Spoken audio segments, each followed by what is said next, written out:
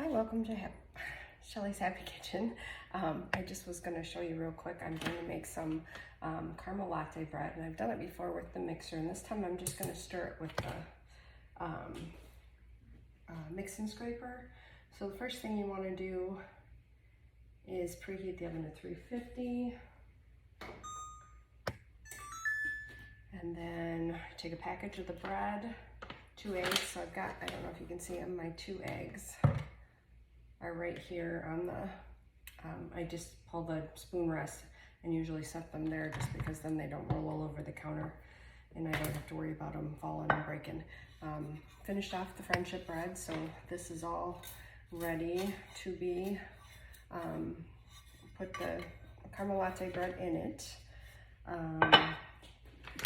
So I just put the mix in. Actually, I'm going to grab a butter to grease that stoneware pan too. You don't usually have to, but I think it makes it easier for it to come out. And mine is a newer stone, so it's not all super seasoned. Okay, so I just put the mix in there, a half a cup of water, which I already measured out. The reason I'm using the bigger one is the smaller one I used last night and it's in the dishwasher. And then a half a cup of vegetable oil. And these are the easy reads, so you can see it super easily. You don't have to do your squats or stand it way out in front of you. So here we go, half a cup of vegetable oil. Those aside. I'm gonna grab something to grease this, then put the eggs in and start mixing.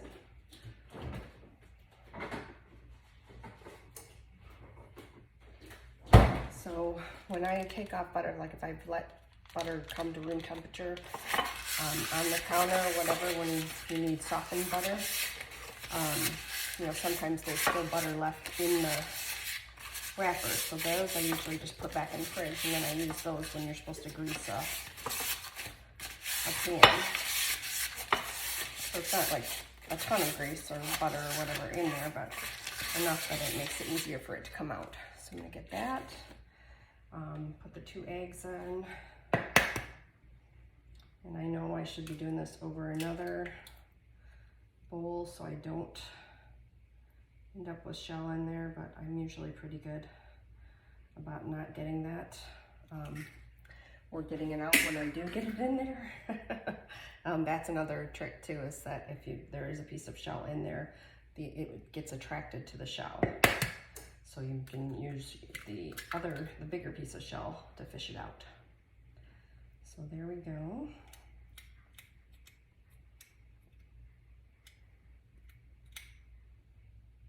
This one doesn't want to give up the rest of that egg.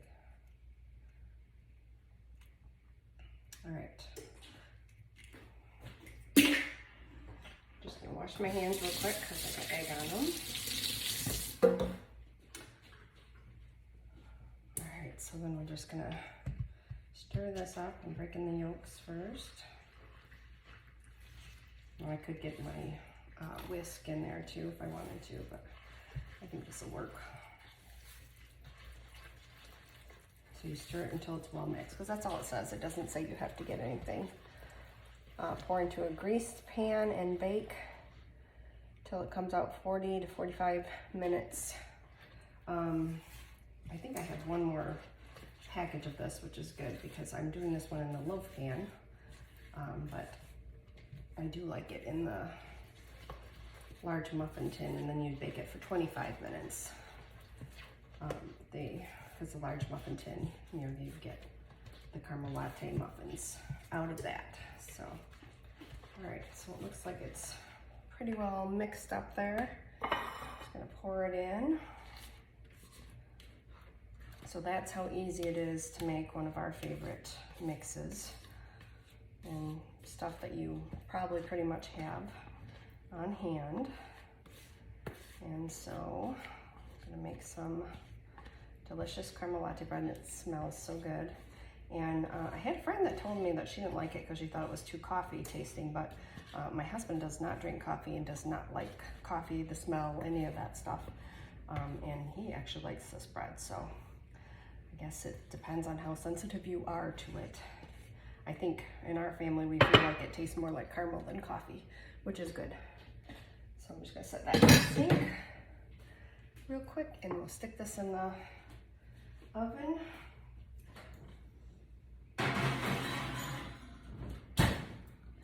And it says 45 to 55, so we'll start with 45. So there we go. That is the caramel latte bread mix, and cool for 10 minutes before removing from the pan. Usually we don't remove it from the pan, we just use the little stretch over lids and just cut it as you go kind of thing, but you know, you do you. So hope you guys have a great day and happy cooking. Thanks.